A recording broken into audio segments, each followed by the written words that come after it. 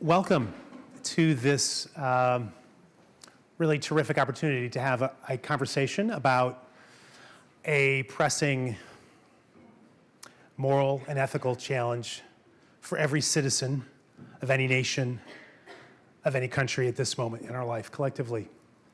You don't have to be much of a reader to see in the news the striking juxtaposition between humanity and nation, between the aspirations of what dreamers bring to their political life and to the fact of deportation that in fact is pretty much constantly in the news and is at the heart of problems like family separation at the US-Mexican border. So I'm really glad you're here. My name is Gunther Peck. I'm the director of the Hart Leadership Program. I'm a professor of history and also a teacher of ethics in the public policy school.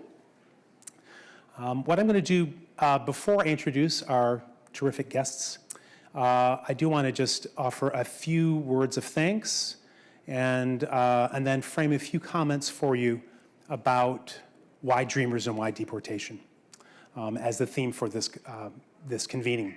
So first, I do want to thank the many people who are part of creating this forum, which include Maria Elena and also Emily for getting the AV together, getting the stage built. I want to thank Define America, the student organization who is a key collaborator in actually coming up with the format and the idea to convene this conversation about deportation and rights. I want to thank Judith Kelly, my dean at this school, who's been very supportive of these conversations. I also very much want to thank two people who have been working with me really since we first talked about this. Maria Pacheco, who's the program coordinator of the Hart Leadership Program. And I'm sorry I'm going to embarrass you, Maria, but you are a force and a great teacher, a great coordinator, a great organizer. And she is going to be moving on next year, but we are in your debt. Thank you so much. And of course, Elizabeth Austin, who at every stage of this process has been an equal, if not greater force in getting things done. And I thank you so much. So, all right, dreamers and deportation. Let me just say a couple words about them and give you an overview. I'm going to spend maybe 5 or 10 minutes speaking. I'm going to turn it over to our wonderful speakers.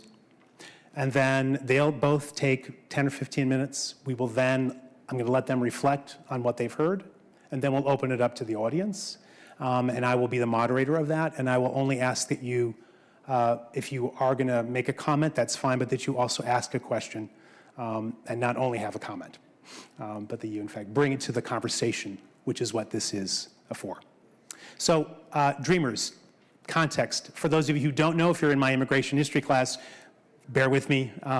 But for those who don't know, the dreamers are a remarkable group of young men and women who, I suppose, owe their immediate origin to Chuck Schumer.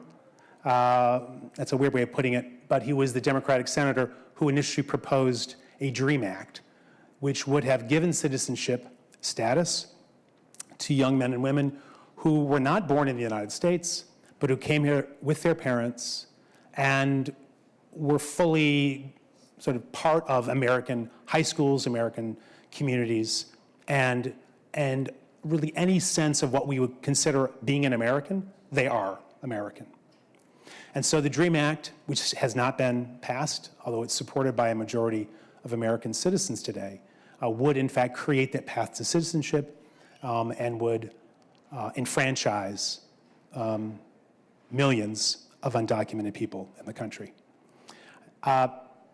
Dreamers are more than that, though, because they also have taken the story of what the DREAM Act has proffered and really turned it into a narrative and opportunity to get citizens to reflect deeply, creatively about what being an American is, about why the nation matters. Really what Dreamers have done in many ways is to lead the nation, even though they're not citizens.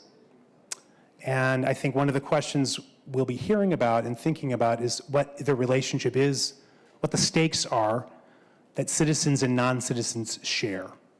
What is it that brings them together, as well as, in this case, what, of course, is dividing them. It's part of an ongoing conversation we are fomenting at Hart Leadership, which is to think about youth leadership over the course of this year. And Dreamers are some of the best examples I can think of a group of men and women remarkably courageous who have changed the national conversation far better than any politician or political leader, so-called, has done.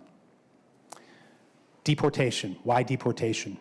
So just to quickly frame that as the sort of oxymoron behind this event, Dreamers and deportation. Deportation is not new. Family separation is not new. The storyline that we've been seeing a lot about that has really struck many people and cut to the heart of what this nation means when you see families being separated physically, violently at the US-Mexican border, is itself a result of a longer-term policy that we must acknowledge.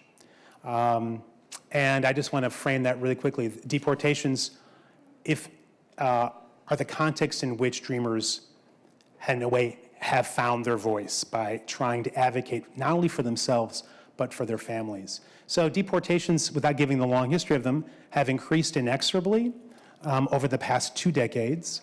Family separations have increased inexorably over the past 2 decades. If you're a good Democrat, let me puncture your bubble. You probably already know this, but it was under President Obama that deportations reached historically unprecedented levels. And more importantly, that family separations really kicked into high gear. I'll give you one quick number. In 2005, under then President George Bush, there were 1,290,000 apprehensions by ICE. And of those good men and women, 246,000 were deported that year, so about 1/5. The next year, a new unspoken law, or rather procedure, came into being called 287G. I apologize for those of you in my immigration class, you've heard me say this. 287G allowed local law enforcement to be deputized by ICE to, in effect, expand the efficiency by which local law enforcement could deport men and women, a routine traffic stop. Men and women who are here, many of them, most of them, came legally and then overstayed visas, did not break any law except overstaying their visas. So another thing happened at the same moment that 287G became sort of instrumentalized in 2006 is the effort by a group within both parties, but especially in the Republican Party, Tom Credo, to make all undocumented people felons. So if you've ever trespassed, ever, in a golf course like many of my students, or just for fun in someone's pool, you're now a felon. That radically expanded the capacity of law enforcement to deport people. And what you see then is an expansion in deportations, and that has meant family separations, because many of the people who are being deported are parents or children, but mostly it's parents who are then separated from their kids. So just to give you a quick number, the number of apprehensions dropped by 2012 from 1.2 million to 640,000, but the number of people deported went from 246,000 to 419,000 in 2012, which meant that the work of the law enforcement was far more, if you will, ruthlessly efficient in deporting people. And the number of people who were separated from their families grew as well. So by 2012, 419,000 deportees, 210,000 citizen children lose their families or have to choose, either become an orphan in this country by staying here or have to go into exile as a result. The conversation, and I'll wrap up, the conversation about birthright citizenship that we see at the heart of the political controversies today, the 14th Amendment, those rights for citizen children have been under assault for more than a decade. Because for a citizen child, you have to choose between being a citizen in the country you're born in or staying with your mom and dad. So that's how we are in this situation. There is a kind of massive policy failure, I would say. Or maybe it's the way policy is supposed to work, we can debate that. But that undocumented people face choices that no one wants to face. And it's in that context of a kind of terrifying choice that dreamers are especially powerful in changing the narrative and asking questions that ask us to rethink what the nation is, who the nation is, and why we matter together. So I will now stop talking and introduce our wonderful presenters. So unfortunately, Maggie Loredo, the first presenter, who I'm not Maggie, but I'm sitting in her chair. I was supposed to be standing over there. Maggie will be getting here later. She was detained briefly at customs and missed her connecting flight. And there is the sort of border in a nutshell. She will arrive, but unfortunately not in time for the panel. But let me tell you who Maggie is and why she was here. Maggie is born in San Luis Potosí, Mexico, and she immigrated to the United States with her family at the age of 2, and she was forced to return to Mexico upon high school graduation in 2008 because she could not go to college. She's been living in Mexico for the last decade. In 2014, she contributed with her experience on a book called Los Otros Dreams, co-authored by Jill Anderson and Nin Solis. She's been an active spokesperson for deportees and returnees in her community in Mexico, and she is currently a director of Otros Dreams and Accion, and as a group that has really been representing the rights of deported people in Mexico, as well as back in the United States. So I'm going to introduce, and Maggie will be coming, if you are staying for the dinner later, you'll get a chance to meet her. Adriana Figueroa is our next speaker, is also a returnee born in Mexico City and raised in New Jersey. She immigrated to the United States at the age of 5 and returned to Mexico when she was 18, mainly to continue her education. She is the oldest of 3 siblings and the proud daughter of Victor and Alejandra Figueroa. She is the first in her family to go to college and has a bachelor's degree in psychology from the Universidad de las Americas, Puebla. She has been an EMT for the past 4 years with the Mexican Red Cross. Currently, she is living in Cancun, Mexico, working as an addiction counselor and paramedic. It took 12 years before she could reunite with her family and visit them in the United States. She was granted her tourist visa this past December, and this is the second time she's been on U.S. soil since she left the United States at the age of 18. Axel Herrera is a third-year student here at Duke University, a double major in economics and sociology, and a Golden Door Scholar. He is a DACA recipient from Honduras who came to the United States in 2005. Last year, he was involved in establishing the Duke Define American chapter on campus that brings together undocumented immigrants and allies in order to provide support and a platform for organizing on and off campus. He has lived in North Carolina for over 13 years and has been in Durham for 6 years. He graduated from Riverside High School in Durham, where he was heavily involved in advocacy. You're also an engineer then, and organizing movements in the community during his junior and senior year. So let me welcome these 2 speakers, and I will, let's give them a round of applause. And we can go, do you want to go first? We didn't decide this, but yeah. Okay. Hello. Thank you so much for the invitation and for this opportunity to be here with you. I'm very excited. Like Dr. Peck said, this is my second time back in the US. It's kind of cold. And just having this opportunity is kind of a surreal experience because I could very well be one of you sitting there. Just the circumstances were a little different. It's important for me to represent, and by the way, let me just say, I do apologize. Maggie would have loved to be here. She told me, please apologize because, you know, I wouldn't want to be there. She's going to come in a little bit later, but I'm representing, Maggie and I are representing the other dreamers. Oh, that's why it's called Otros Dreamers in Action, right? We're representing the people that were not able to have DACA status under President Obama. We're representing all the people that were deported or returned like I did, not necessarily by choice, but by circumstance.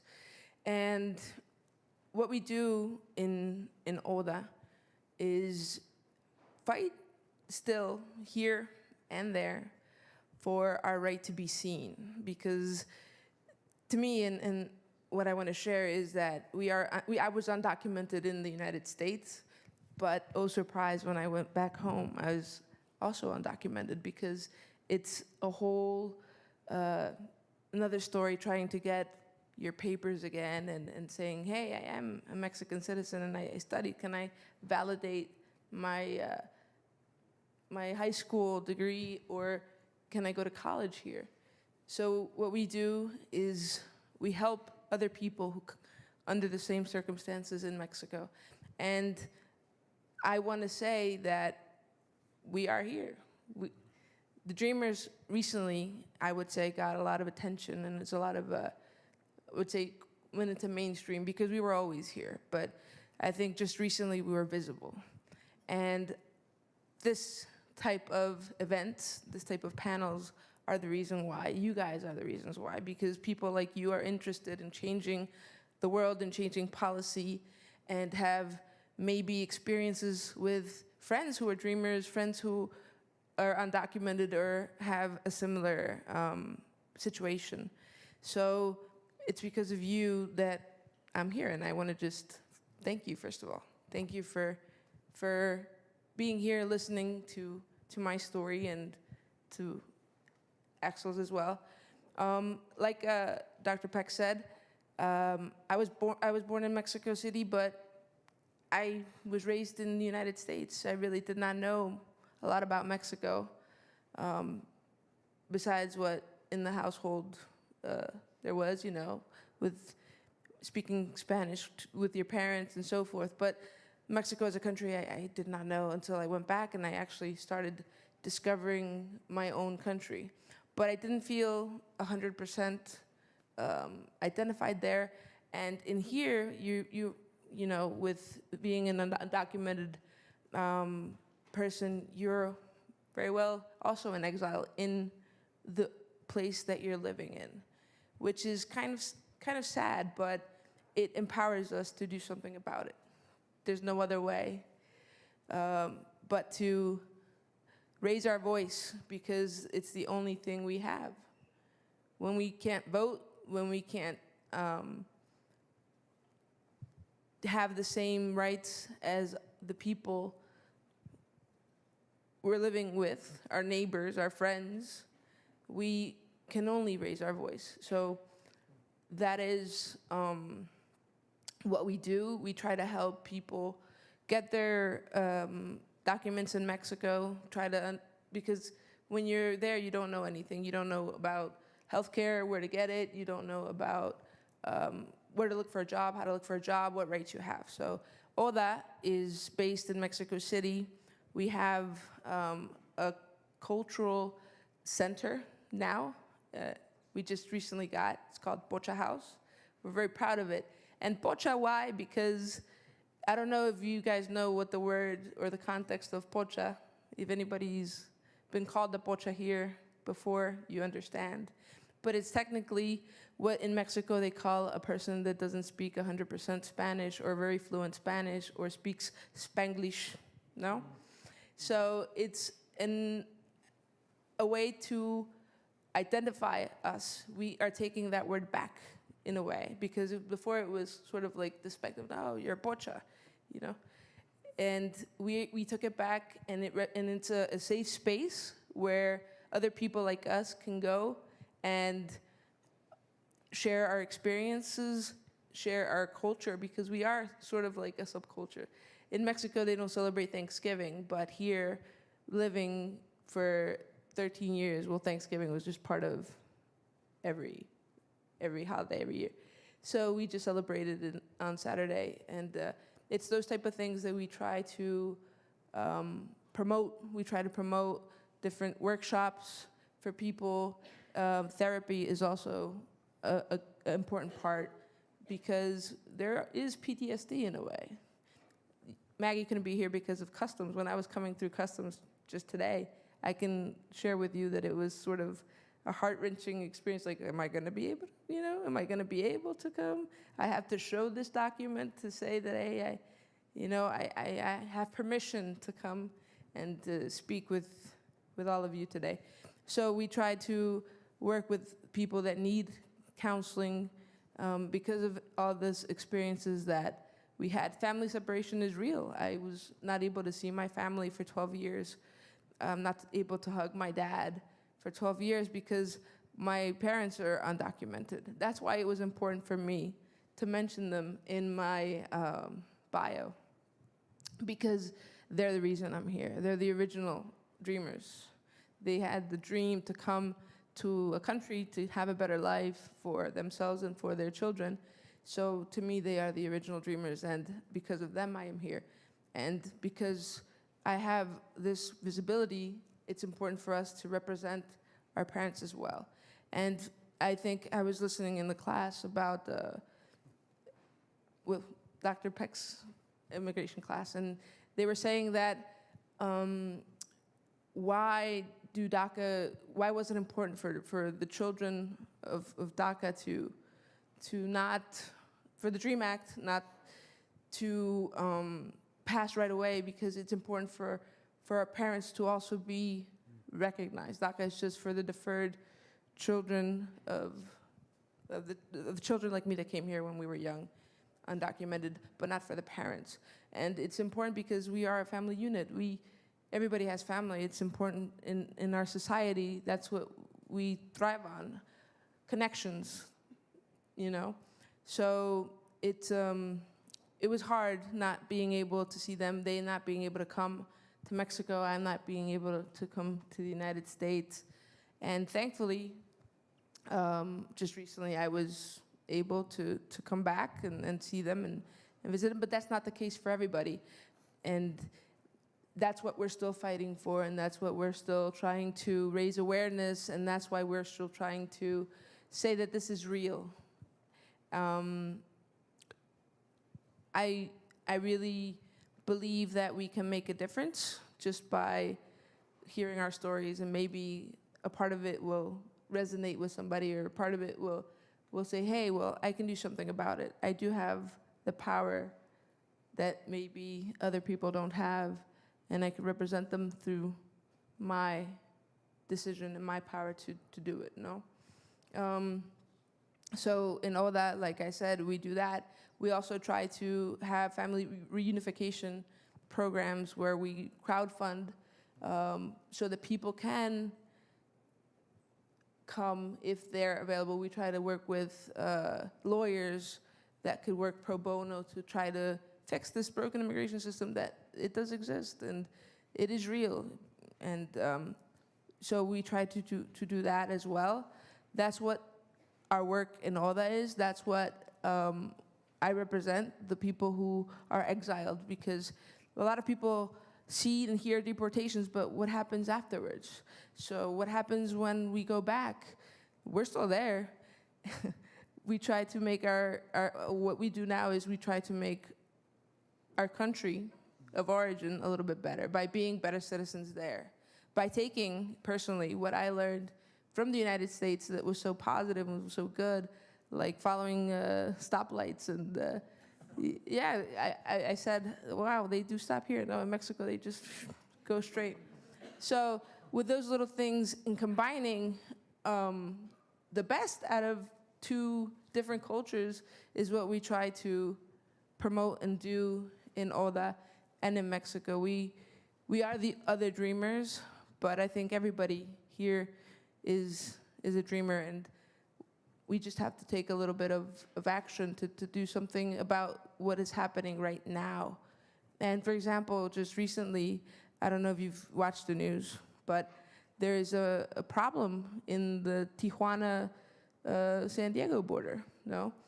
And it's happening in my country. So from my perspective, from my part, we're gonna try to do something about it, because we feel so very connected to the brothers and sisters from Guatemala, from El Salvador, who are trying to find their dream and are trying to fight for their dream. And it's amazing to me, and it's part of what you were also saying, that Mexico is not perfect as well, and there is a lot of broken immigration policies as well there.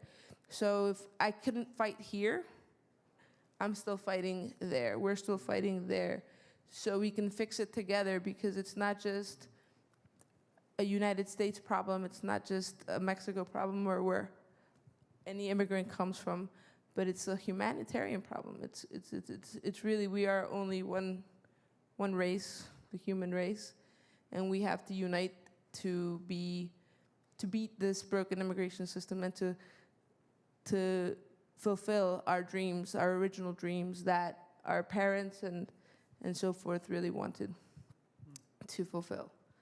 I don't know if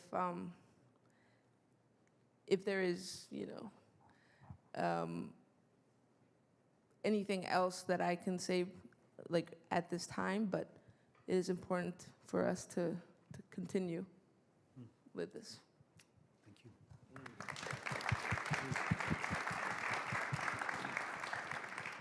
Thank you. Hey, Axel. Thanks.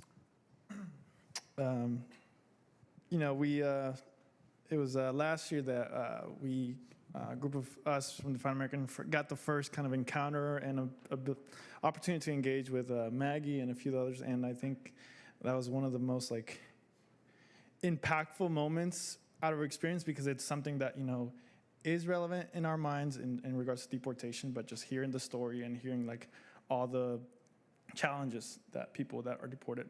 I think that realization that we had was well, this is something that should always be kind of in our agenda as well, to kind of push forward. And so thank you for that.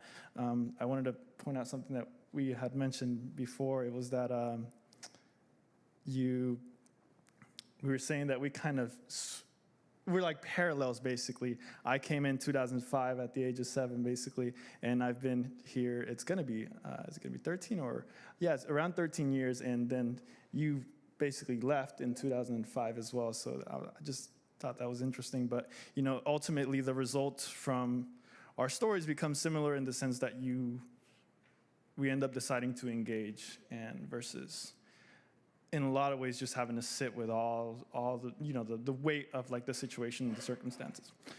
So let's see, I guess I'll share just a little bit of the background to kind of contextualize some of the numbers and policies and changes that Professor Peck mentioned.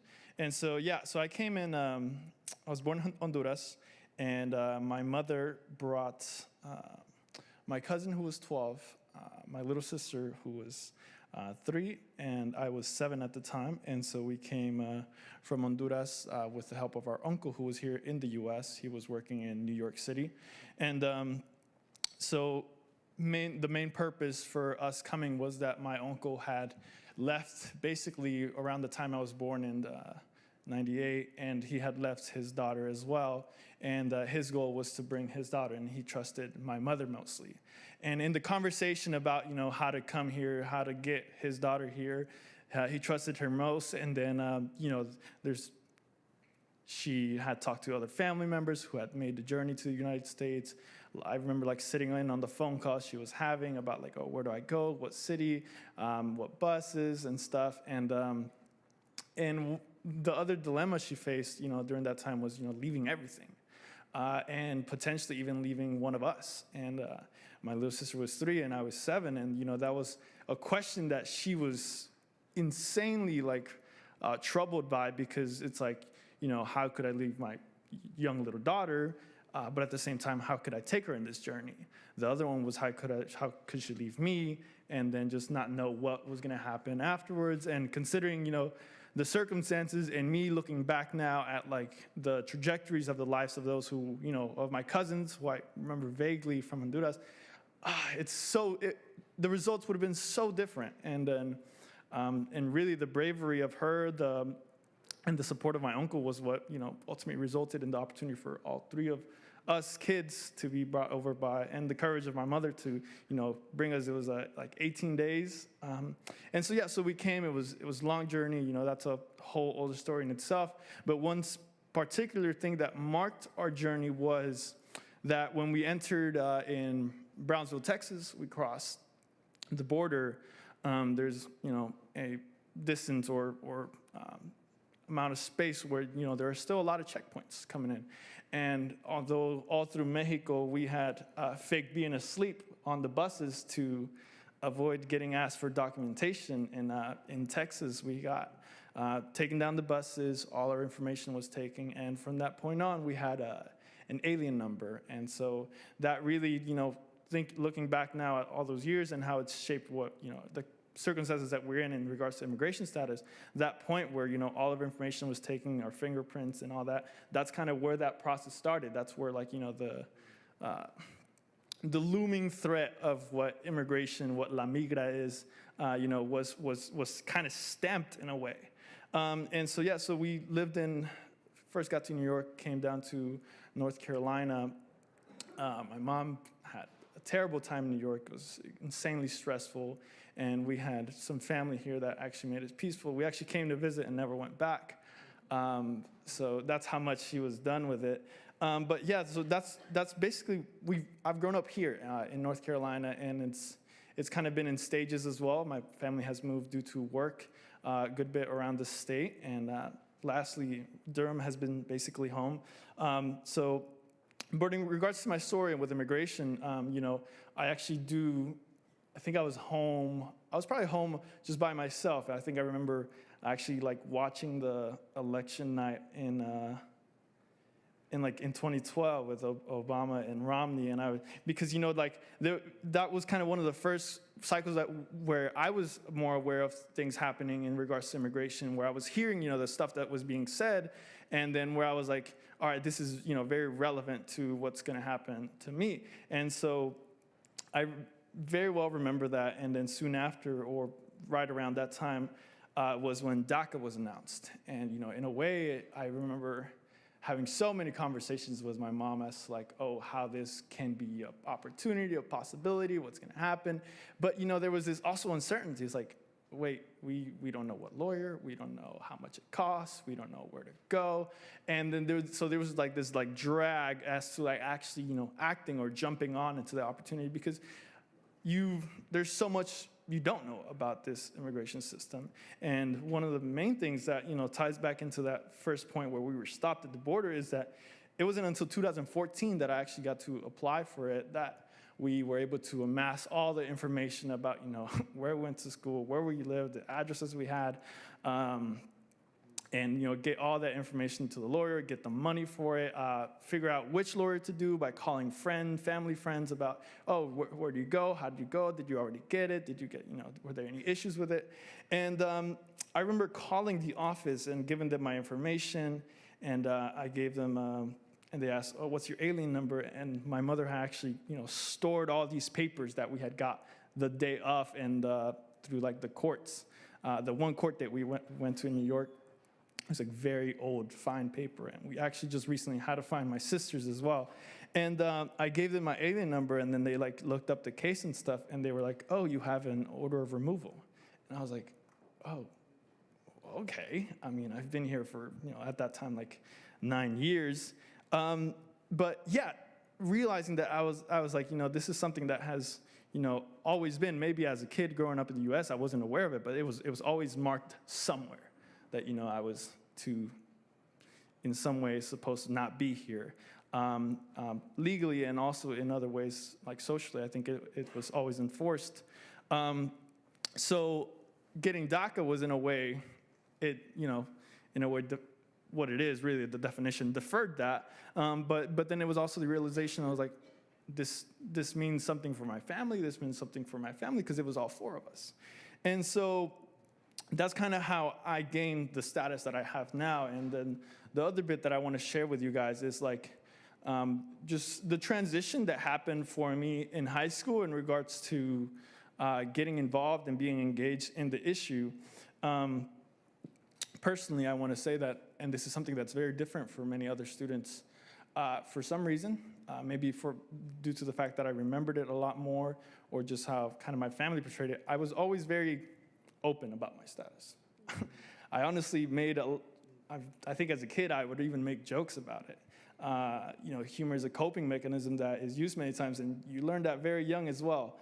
And so I was always very open about it. I was always very aware. I remembered a large portion of the journey. It's fading more as the years go by, but so much of my family was also immigrants that even if I didn't remember my story specifically, I knew all their other stories. And so that was always something that I was very aware of. It wasn't something that was hidden, but that's not the case for many others. And so realizing that for some other peers of mine has been one of the most difficult times, because it's something that I was conscious of us, and I knew some of the barriers that I had to kind of maybe confront later on in my life. For many others, those barriers just kind of present themselves right in your face, and it's like, this is what the situation is for you. And I mean, I can imagine similar to you, kind of just knowing, a lot of this was happening for me in high school, 2012, 13, 14, earlier on in regards to the opportunities, or even just like the chances for people to either stay here, study here, were far more limited. And so that's one way, that I was much more informed, much more privileged, because, just the time and the circumstances. So going to high school, college was in my mind, and I was working on that, and I was, just working on my classes. And then I remember sophomore year, I had one teacher ask me, I need you to kind of step up. I need you to step up. And this was at the end of my sophomore year, and I was like, okay. I see what you mean. I see what you're saying. And his name is Fernando Campos. And, he left after that year to kind of work with the ESL community in general in the Durham County. But, those words of his were something that kind of just allowed me to make that choice, or take that step and say, I'm engaged. And, kind of appropriately, the year after was when we had the wave in 2014 of unaccompanied minors come into the U.S. And in regards to Durham County, Riverside High School and Jordan High School were the 2 kind of biggest ESL programs that could, somewhat sustain that population. And so I remember coming in junior year, and then just the face of like who you saw in the halls was different, because you had so many young kids coming in. And you had such a great need in the ESL department to try to tutor them, to try to engage with them, to try to, have them have a space at the school that they could say, oh, we belong to them. But, some of what you said in regards to belonging back in Mexico, I saw it on this side. Students born in the U.S., having grown up here, probably most likely U.S. citizens, saying, oh, these are, no speakies.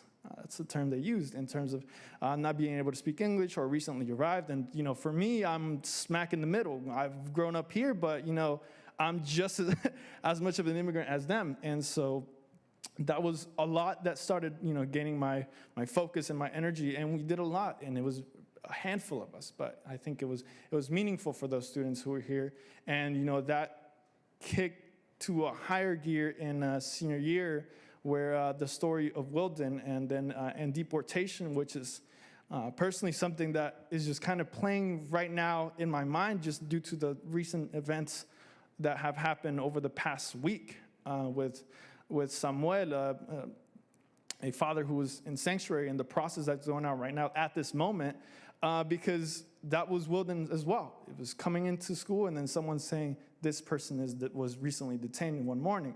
And there was the mobilization of students saying, let's take it to social media. Let's do something about it. That's how it started. Then it went to, let's go to D.C. because, we have to hold some of these people in power accountable and say, you're representing us. And it's a weird type of constituency that you have to claim, but nonetheless is still there because just the fact that you're a part of the community, the fact that, your parents are working, the fact that you exist as a human being in this space, I think you have a claim to say, you should defend me. And that's what we did with some of the representatives. And Wilden was detained for 6 months. Our goal was to get him out of graduation, but that didn't happen. During our graduation, which is here in Cameron Indoor Stadium, Wilden was actually in solitary confinement.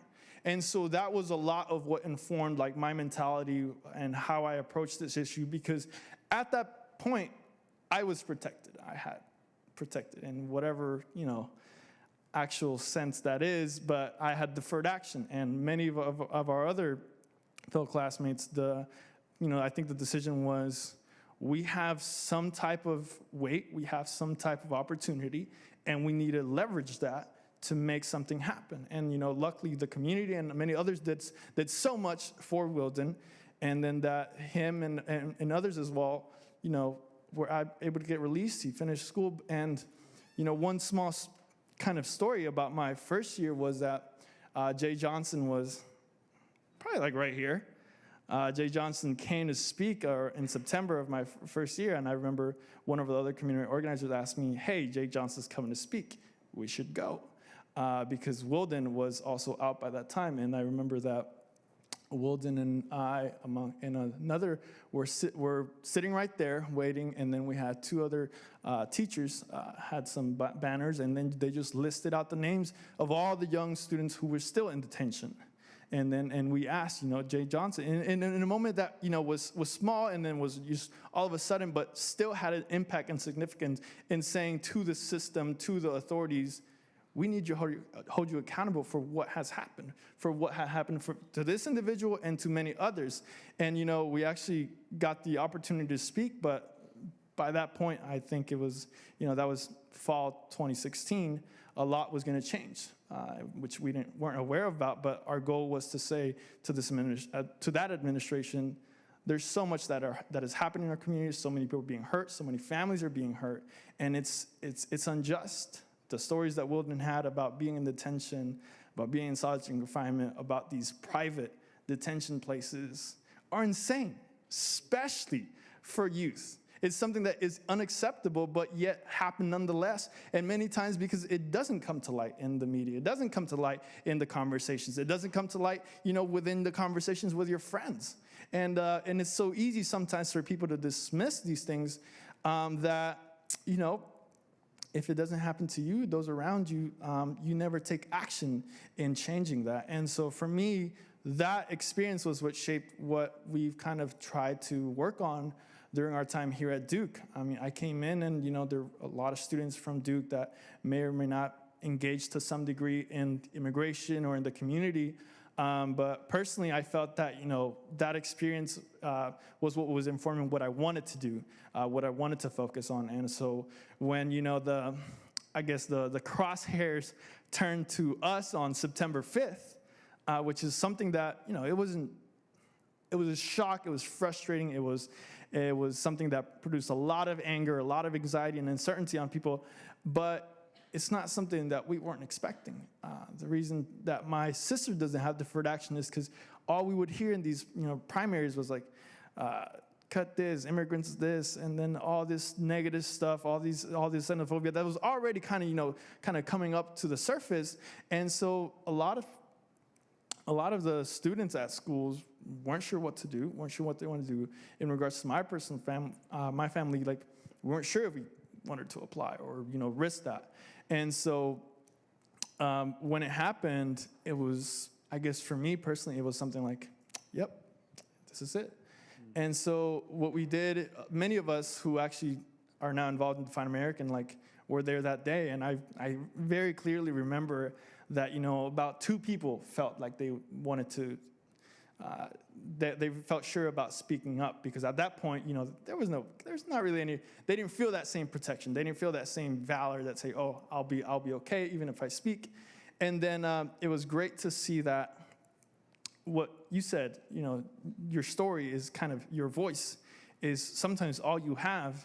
And similarly, one of things that I've believed is that what I have authority of is the most is my own story. And it was great to see in that moment people, one after the other, after hearing someone else's, step up onto that bench and say, I'm gonna speak, I'm gonna say something. And it was back to back to back. And that was in itself amazing, because it was you could just see the empowerment go from one individual to the other. You could see the courage in them like kind of step up. And they were scared. A lot of us were scared. Yes, you could see it. You could see the legs shaking a bit. But it was nonetheless something where we took action. And so from then on, we've worked a lot on campus to kind of just challenge some of these. And the name is Define American ? Because how are we defining, who is worthy, who's able to come in, who's able to go and leave, who is, and this is something we grappled with a lot in regards to our parents, and that's something I kind of detested from the onset, is no, you cannot claim that, I am worthy because I guess I'm getting an education or I am younger, and the other person who fought so much isn't. And right now it seems to be just like a continuous redrawing of the lines of who is worthy, and it seems to just shrink more and more. And I honestly don't even know that there's if there's an actual guide for that, other than just it seems to exclude some more and more as it goes. And I think many of us don't have an answer. And I think it's sometimes unfair for us to get asked to give a solution. But I think nonetheless, the conversation has started and should continue. And I think that's what we tried to do. Thank you, Axel. Wow. Thank you so much. Before I open it up, let me just give you a quick moment to reflect on what I think is, among many things, extraordinary about your stories. But I guess it is about not only the power of your story or your voice, how and why you maybe would reflect on the moment when you found that voice, or what is it that empowered you, because it is, when you start thinking about the fear, Axel, not just for yourself, but for your parents. Yeah, I mean, it sort of the way we are socialized, the way I'm socialized, would be to hide, would be to avoid. And what is so inspiring, and also I have to say, I think people want to know where that courage comes from. And you sort of said you had it early on, but maybe just reflect, was there a particular moment that pushed you to, not to lose the fear, but to kind of step up? I mean, I think there's two iterations of this wave of saying, I want to act and step up. And I think one of those was Wilden and his story, and of the many others who were detained. And in that sense, I think my biggest thing was, this is how I explained it during that time, is there is not that much that separated me and Wilden, other than maybe date of entry. And if anything, in regards to the story, in regards to the claim that he had for staying, for asylum, he had much more. And I couldn't sit with that and say, oh, okay, that happened. Oh well, no, I had an opportunity to stand up. And to be honest, it was two of my other closest friends who started that social media campaign. And at the time, there was a lot more going on in my personal life.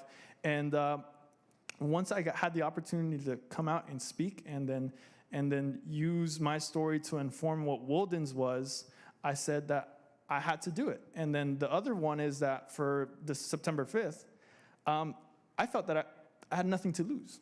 That if I didn't fight and stand for, in that sense, DACA, the decisions that the administration was going to do were going to happen regardless. And if no one heard what I needed to say or what we needed to say, then in a sense we were just going to get trampled over and then moved to the background of people's minds and forgotten.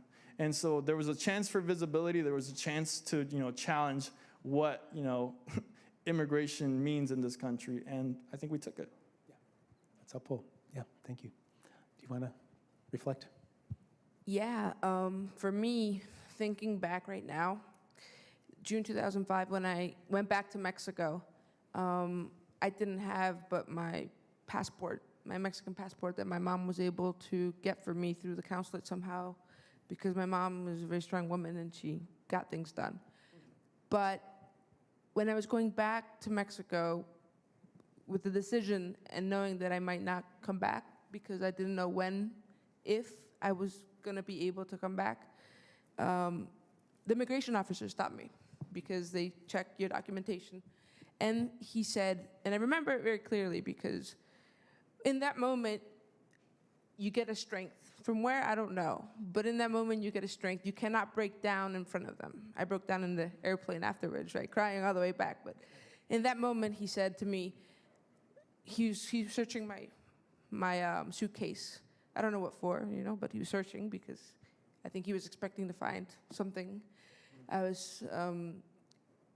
He said, if you have everything here, why are you going back? Like, you already got here, you're already here. Why are you going back? It didn't click to him. And I said, well, sir, because I can't go to college here, because I can't study here, because I don't have papers, or I'm undocumented. Well, before that, there was not the word undocumented, right? But because I don't have any papers, I cannot go to college. He looked at me very, very flabbergasted. He's like, well, what do you mean you can't go to college? You want to go to college? You know what I'm saying? Like, if we didn't have any aspirations. And to me, I realized, you know what? There is so much ignorance around this subject that something needs to be done. Something needs to be said, something needs to be done, and we need to be educated. Because the problem with that and the DACA, the Dreamer movement, because I think it is a movement, is precisely this, like I said, to educate, to talk about it, because a lot of people didn't know. My friends didn't know I was undocumented. I applaud Axel because he said he was never afraid. I was so afraid. I was very afraid. There was something you didn't talk about, like you said. Afraid for my parents, afraid for myself. It's like afraid La Migra or ICE is gonna come knocking at your door. And so I was like, no, I'm not gonna say that. I'm gonna try to fit in. I'm going to try to pretend. And when he said that to me, and I actually said the words out loud, because I cannot go to school here, because I don't have papers, there's this document that is separating me from my dreams and from my family, I said, you know what? It's something, we have to do something. Until afterwards, I found people that were in the similar situations like Maggie, and we formed a group, and I think the strength also and the leadership comes in the group.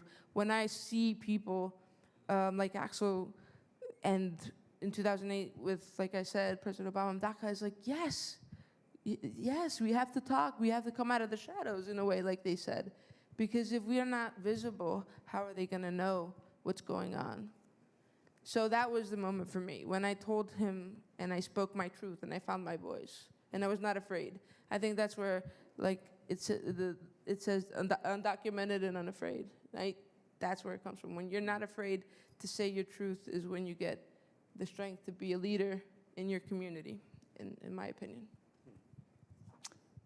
Thank you.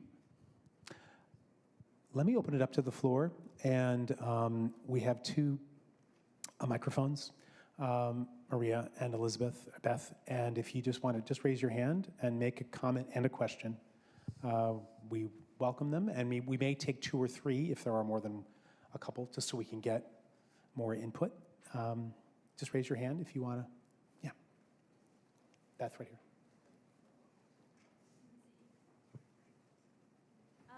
Hi, I just want to applaud you guys for your courage. It's amazing what you do.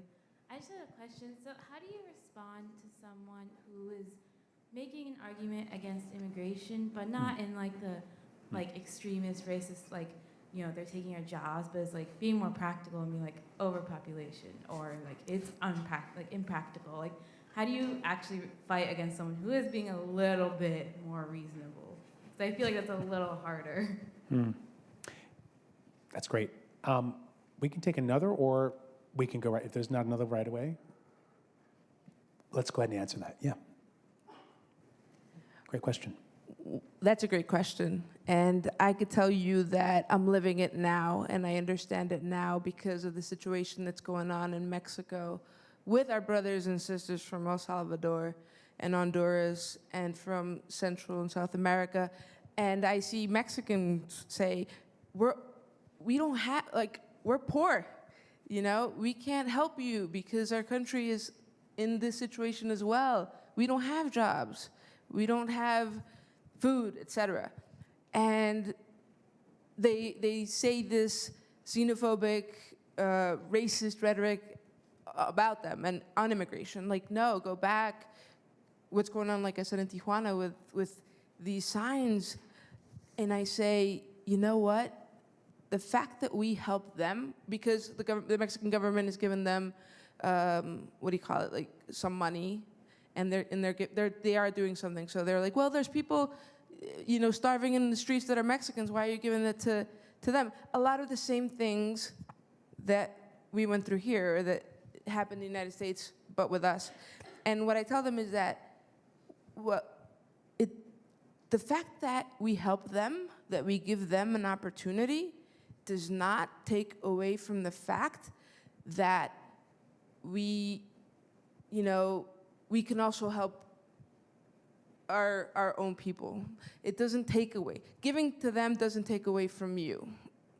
Helping them does not mean, you know, you're forgotten, or you're, you know, going to be overcrowded, or there's somebody taking your job, like, so forth. So, and just going back to the humanity, they need it now. Right now, they're the ones running from the violence and the starvation. Right now, they need our help. So let's help them. That's sort of what I would say in the same context in the United States as well. Yeah, so I can, quick response. And especially this year, and I tell this to a lot of kind of people I have similar conversation with. I love this like sense of abstract and ideological conversations that happen here on campus sometimes about immigration or about any of these like, you know, issues, because so many people come in and then they I guess they feel like they have like, you know, kind of figured out a solution, see that, you know, oh, it just, the sum of like whatever thing doesn't add up, and that's why it doesn't work. And there's no grounding of the conversation. The proximity is something that like really makes people so blind, because if we talk about, let's say, for the border and what happens in these places, if we talk about the enforcement that happens in those communities, you get a very different context of what immigration enforcement looks like.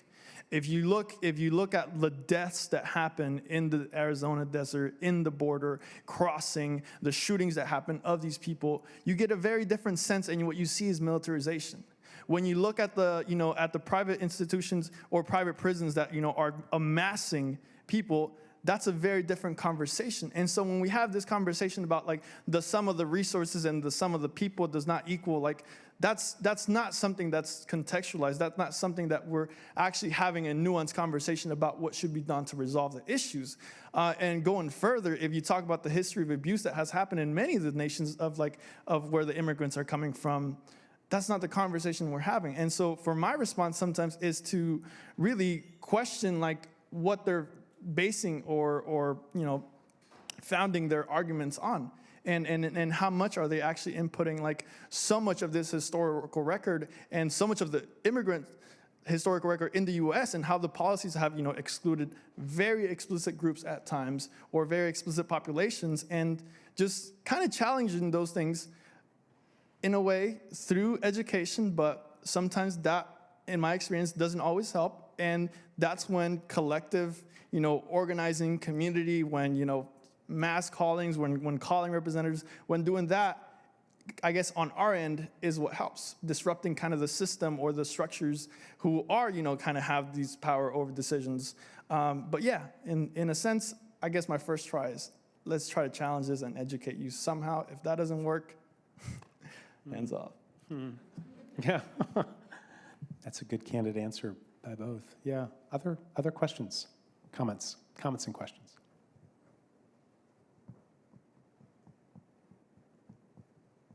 Yeah.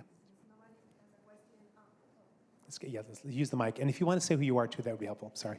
Your name. Well, I'm from Peru, and in Peru we're getting a lot of Venezuelans, and the language is the same. I don't think it is a fine product of the U.S. or of Mexico. It is something very human, very social, and I think when we make the connections between what is going on here, what is going on in Mexico, what is going on in Europe, and what is going on in South America, we can change the language and the narrative of immigration in general.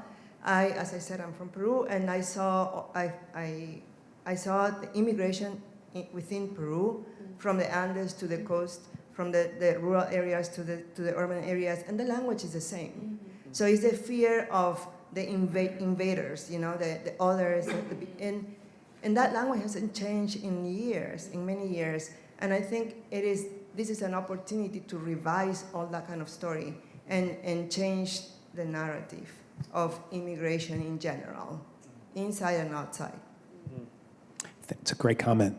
Thank you. Let's see if we can get other comments, questions. Yeah, right. Yeah, over here. Hi, I'm Jess. I'm a student here. I had a question for Axel. I was wondering about Durham and immigration in Durham, and with the new folks who are coming in, like the new DA, and I don't know if you all have kind of a sense of what is going on in our city and what kind of needs to be done. That's something I'm kind of curious about as someone who lives here, and how to get involved if you know of specific organizations that you work for here or work with. Thanks. Great question. Yeah, so I've been loosely still trying to be connected with it. But yeah, there's, actually moving, I've lived in Burlington, North Carolina before here, Alamance County, which is not as friendly. And then, when you were asking a question about what motivates a lot of the experiences of issues with immigration, traffic stops, those were Alamance County. And when I lived there, that's where they happened. And so Durham, I think my whole family felt that when we came in, it was definitely more friendly, and there's definitely been progress. I think the more specific thing that I can answer to your question has been the efforts in regards to combating enforcement and deportations and stuff. The one organization that I'm familiar more with is Alerta Migratoria. I think in regards to the local government, I remember junior year of high school talking to the city council or working with the city council about a resolution for unaccompanied minors. From the city council, Mayor Schul going to the mayor's position was something that was, in regards to, for many immigrants, was something very positive. And I think there's been statements more in support that have been very assertive to the community. And recently, I believe there was a town hall, and elections happened recently. The People's Alliance has been doing some work in regards to having I'm not sure what they're calling it exactly, but maybe Hispanic or Latinx caucus within their ranks, and then that informs the conversations of who they support for positions. But in my experience here, it's always been the challenge of Durham within North Carolina. And I think, that's something that, will be an ongoing struggle, and something that, we have to continue pushing for. There are some avenues through which there can be more support, or where we can pull a little bit more in regards to the Attorney General, or, trying to hold accountable the governor. But yeah, in many times Durham has to push back a lot on itself. But there's been, even though it started at a good point, there's also been progress. And Alerta Migratoria, People's Alliance, Durham does a lot of work as well, but that's very broad. Good answers. Other comments, questions? Two, yeah, it's right here. Come, and then. Hi. Hello? Okay, cool. So I just wanted to ask, what should, and this question comes up a lot, like what can we do to be allies? So what can people who have U.S. citizenship do to help? Great question. Let's take that one and then one other one, because we'll, if that's okay, we can do two. Yeah, Shane. Hi. Is this on? Hi, Shane Stansbury. I teach here through the Hart Leadership Program. First, thank you both. This was an incredible story by both of you. My question's simple. It's actually for you, and I was just curious about the experience of coming back. I'm not sure when the last time you came was when you visited your father. It sounds like it was pretty recent. But I'm just curious about, so the experience of being away for so long and coming back to what is a really hostile environment. At least the rhetoric in the last couple of years has been more hostile. And to that point, I just wonder, coming in here, do you feel like it's sort of, old wine in a new bottle? Is it sort of, things that have just sort of bubbled up that you knew already existed? Or do you feel like the country has fundamentally changed? Does that rhetoric represent a more fundamental change? And I know, sort of you just got here, and 2 visits can't give you a full picture, but I'm just curious what your perspective is. Yeah, okay. Well, thank you so much for that question. Yeah, it's kind of hard to put into words. I think I'm still processing both times. It's hard being away for so long because you change. I changed as a person. I don't know, to be honest, when I came back the first time in February to see my father, I don't know if it was because it was the weather. I don't know if it was that, but I saw it like less bright than I remembered in a way. You know what I mean?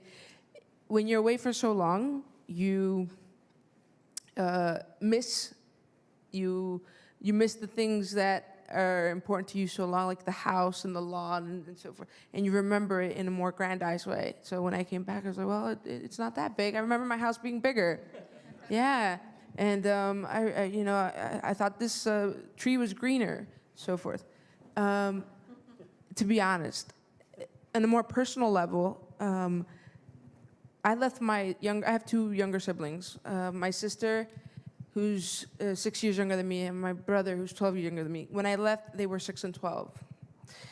And I came back, and I left him, my younger brother, a boy, and I found a man that I did not know. And getting to know him again has been a process, a healing process. Being back has been a healing process for me personally, for my family as well. Just talking about, gets a little bit emotional, but because it's still fresh in a way. The wounds, I don't think, completely heal, and not when the situation in the United States is the way it is, not when the rhetoric in the United States is the way it is.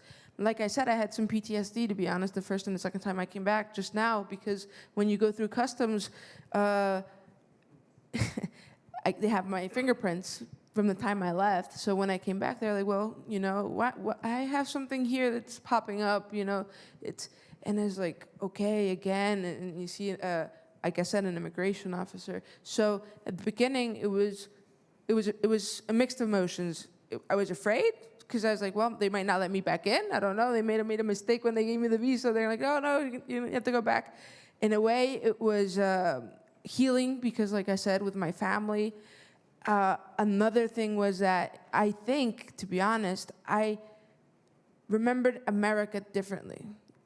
To answer, that's what I mean when I say that the colors were not as bright. Like, I remembered America more bright, more different. And I came back and I said, well, this isn't it. This isn't what I remembered. So that was like, well, I think I made the right decision, and I'm fighting now from another position, but I'm still fighting for the same thing, in a way, yeah.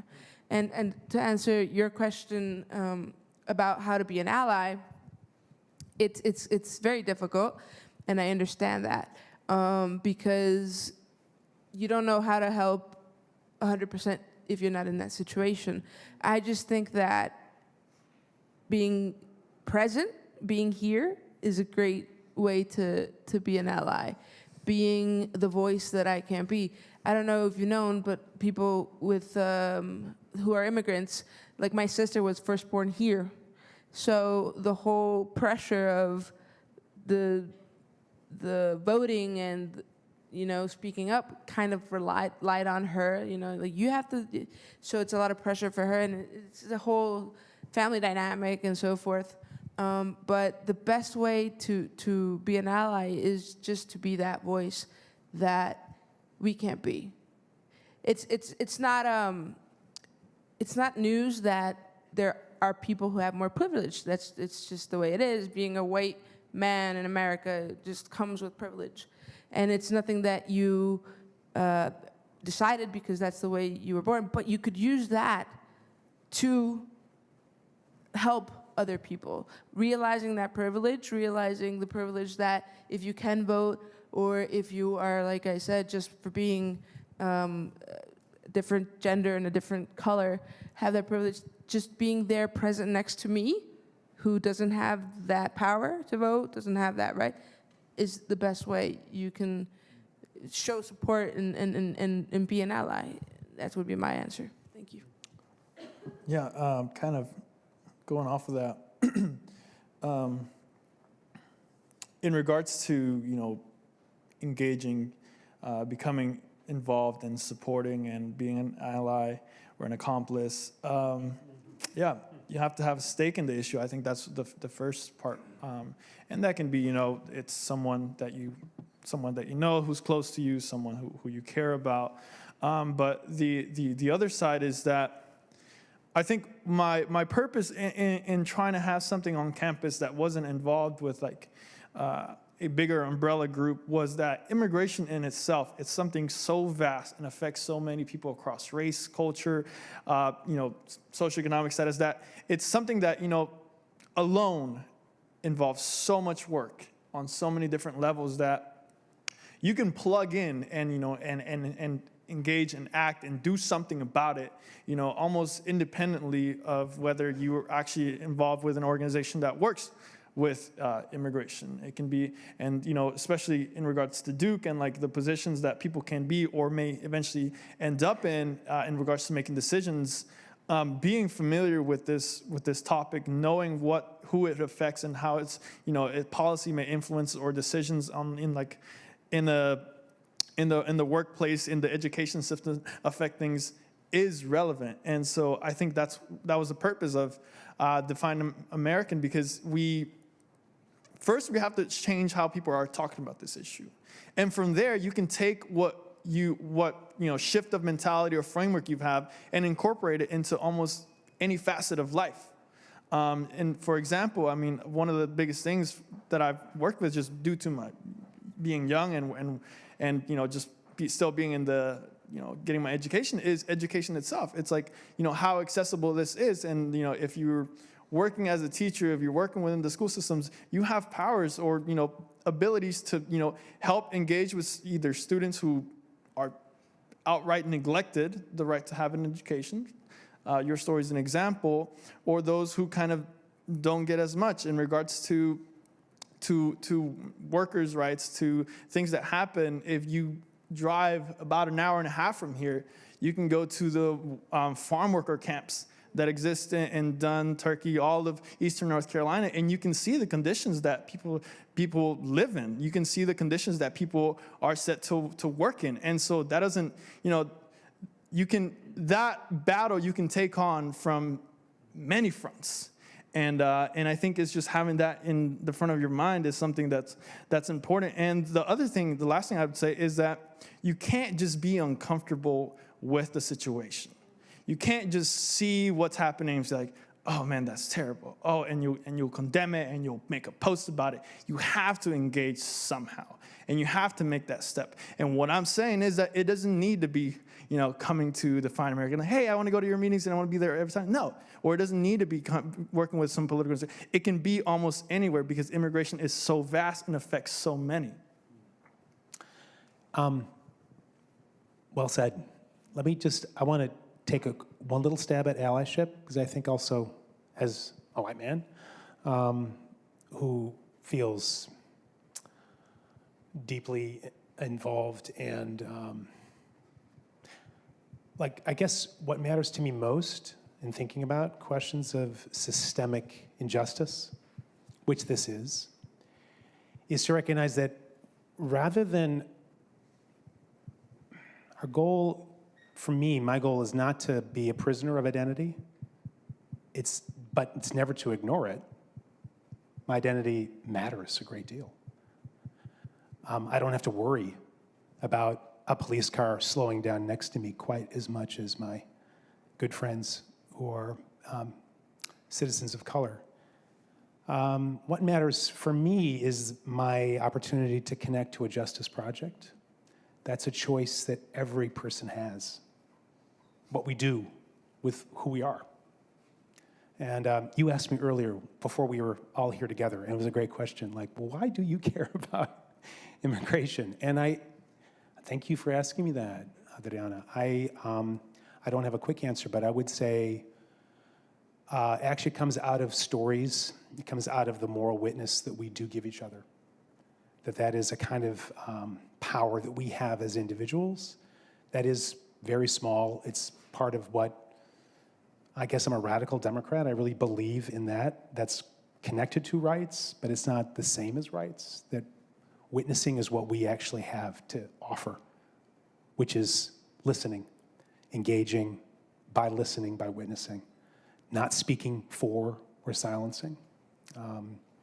And also a friendship that I have with a dear friend who may be coming later, Danny Ayala, who I've said to my students is one of the most inspiring citizens I've ever met, and he was undocumented. He became a citizen just last election cycle, a person who did not have a voice in our democracy, who registered more than 2,000 voters in 2008. That kind of passion, but also just that personality, just a friendship. He's a great person. He taught me how to do stonework, how to build stone walls, not to keep people out. So, yeah, having an open heart is what we all need. I'm sounding like an old evangelical. I apologize if that's the case, but it actually is something we practice and we develop. It's the best way to be. Not because you're better than anybody else, but because it's what I'm called to do. So that's not to praise myself and heroize myself at all, because I also, like Axel, I don't have answers. I do have questions. Like what to do about this policy of systematic family disunion is a huge one. I don't have an answer. But we have our witness, we have our voices, and that's an extremely powerful starting point. That's where we begin. So let me ask, just in our last minutes, I'm sorry if there's more questions, but if you want to, I want to give you the final word about what you think, maybe it's hard to sum it up, but you can't sum it up maybe, but what do we need, what do we need to remember and know about the current challenge moving forward? And what do you hold close as you move forward? Maybe it's kind of what gives you hope, but what do we need to see, keep in mind moving forward regarding deportation?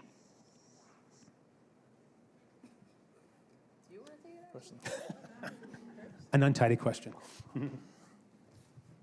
I guess, there's, on a personal level, there's so much that has influenced kind of life or the perspective on these issues. And, the experiences that I always see kind of are tied, for immigrants really, are tied sometimes into this story of loss. You lose your homeland, you can lose your new home, you lose family sometimes, and that takes its toll over the years. And I guess my mission in many ways is to kind of end that for my family, for myself, for many others, and it's also realizing that it didn't start with me. It started way before. it might continue way after. And, I was asked earlier this year, like, why do you fight? And I think the answer was because I need to. And, that's how I've interpreted, that's how I see it. And in many ways, it is what fuels me. It is what drives me to continue and keep going. And really, really, the biggest asset to that, position or mentality is having those others who are around you who can kind of share that load. And so going forward, I think that was the goal starting, and going forward will be as well, to kind of keep getting people on board and saying, I'll take some of this load, I'll, do some of the tasks to keep pushing back. Because personally, I'm not sure how realistic, that solution seems, or how complex and, how much time it'll take to resolve it. But I think eventually we'll get there. But you can't get there if you don't act, and then if you don't, continue. So, yeah.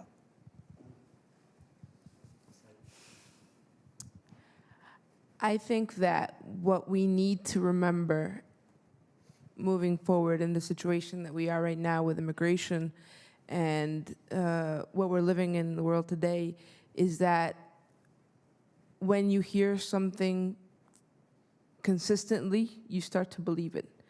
And I think right now the media, to be honest, and what we see is a lot of hate, is a lot of negativity, is a lot of stigma. For a long time, I hated the word immigrant.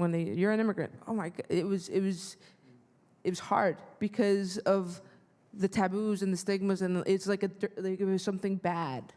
If I was like something bad, and I think we're seeing it more and more, unfortunately, again. But what gives me hope is people like yourselves, and I do mean it sincerely, that give themselves the time and the open heart and the open mind to listen to people like me and Axel, and I'm sure your friends, and a lot of people have people that are very close to them, like Dr. Peck, that make them want to see change, and that motivates me personally to continue fighting and continue talking and saying my story and my truth. And even if I'm afraid when I see the immigration officers to say, no, I'm here for a purpose. And I told him, he asked me, why are you here? And I said, well, I'm going to speak at a panel at Duke University. He looked at me like, yeah, right. I said, no, yes, I am. And it gives me the strength to say, even if I'm afraid, I'm going to continue to speak and to talk, and hope that people remind that there needs to be more humanity in the world, and that we are all just brothers and sisters, to be honest. That's what gives me hope. We need to remember that we have a long way to go, in my opinion, and that we need to continue the fight, and we need to continue more than ever, because it's gotten a little worse, in my opinion. Well said. Thank you so much. Let's give a round of applause.